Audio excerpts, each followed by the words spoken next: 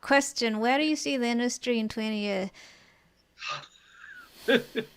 Ways were actually, if it hadn't been for this whole COVID thing, the industry was really heading into a boom area last year, especially because suddenly we now have a lot of new content providers who need content. So there's a lot of new productions that we're ramping up and all the rest. I mean, so Yeah. before you had film and television for whatever, and now suddenly you've got Netflix and Hulu and Amazon Prime and Apple and everybody else who said, hey, we need content as well. Yeah. And today I don't know how many tens or hundreds of thousands of people are involved just in visual effects. I've had people ask me, what are these people doing? And I go, well, you have to remember that 30 years ago, a movie that had 200 visual effects was a blockbuster, was a big budget blockbuster that had 200 effects.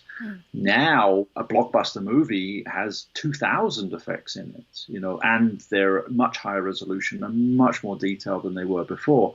So there's a lot more work required for that. I'll be honest, I don't see anything radically changing, like suddenly we're going to have bionic implants, or we're going to have, I'd love to have, Ready Player One type of VR environments, but I don't think in 20 years we're going to even, we'll be there. VR, I played around with VR back in the late 80s. Me too, early 90s.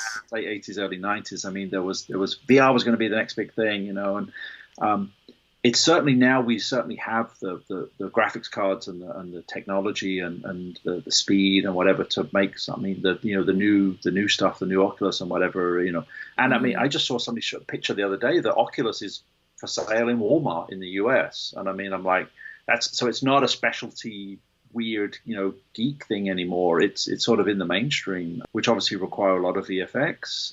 I think there's going to be a lot of experimentation, but as far as the next 20 years, I'm not expecting some mind-blowing sudden change or whatever. I think we're just going to keep, going on the current trajectory.